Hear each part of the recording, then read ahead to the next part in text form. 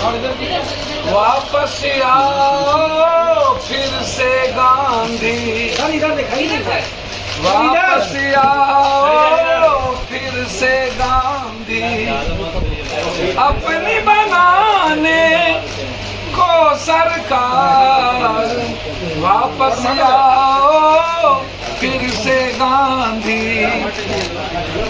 देश के आती बस अब यही पुकार, वापस आओ फिर से गांधी, वापस आओ फिर से सुभाष, वापस आओ फिर से भगत सिंह। अब सामने सर,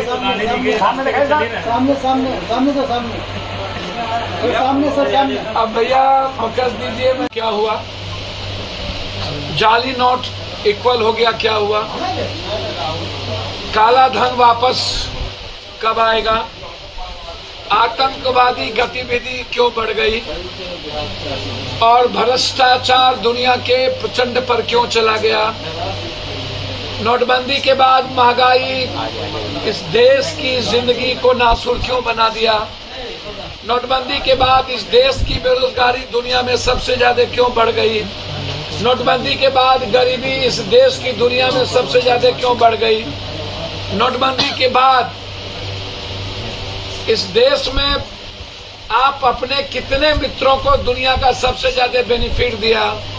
नोटबंदी जब 2016 में आपने की थी तो उस वक्त गुप्त एजेंडा बिल्कुल था कि आपको सत्ता में इन प्रकार आना है, पहले से आपने साजिश रची, और बिल गेट्स के कहने पर, बिल गेट्स क्यों, बिल गेट्स इस बार भी ये बिल गेट्स के कहने पर 2000 लाया।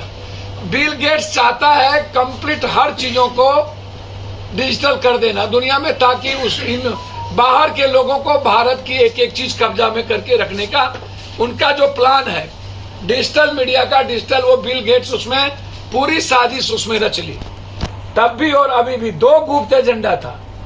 एक गुप्त एजेंडा था कि भारत को डिजिटल करके वर्ल्ड के हाथों में दे दिया जाए और भारत की भूमिका खत्म कर दी जाए। दूसरा एजेंडा था कि एन के प्रकार नरेंद्र मोदी जी के पास सारा पैसा, उनके मित्र के पास सारा पैसा चला जाए और चुनाव में उनकी एजेंडा हो, दूसरी की कोई एजेंडा नहीं हो।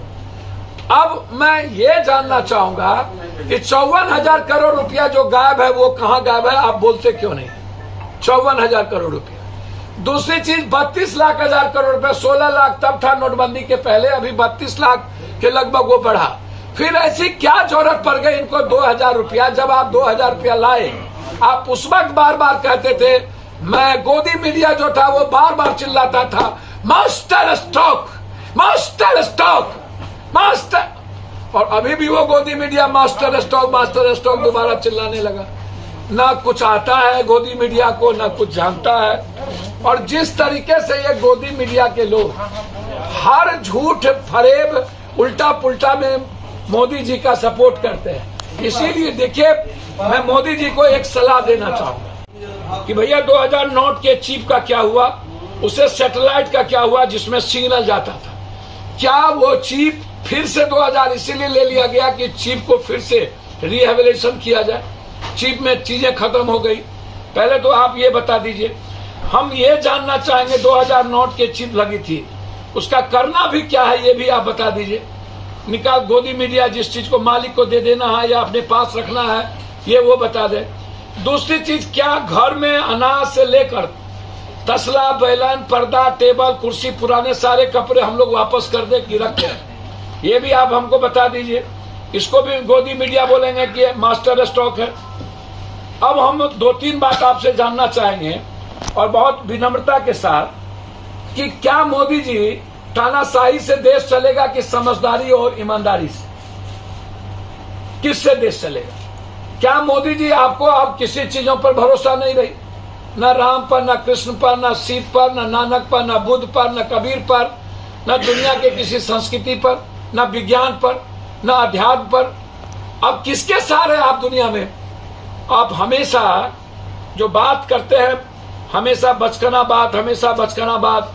इसीलिए दुनिया कहती है कि देश का पीएम सीएम और देश चलाने वाला व्यक्ति कम से कम जीनियस हो, दूसरों का ना सुने, दूसरों की बातों में ना आए, अपने देश के अंतिम व्यक्ति को देख करके चलाने की बात करें। बहुत क्लियर है। और इसमें बार बार ये कहना, ये सबसे ज्यादा वार किस पर है? जिसने मोदी जी को सबसे ज्यादा, अब ये वार जो गडकरी जी पर भी है, ये वार जोगी जी पर भी है।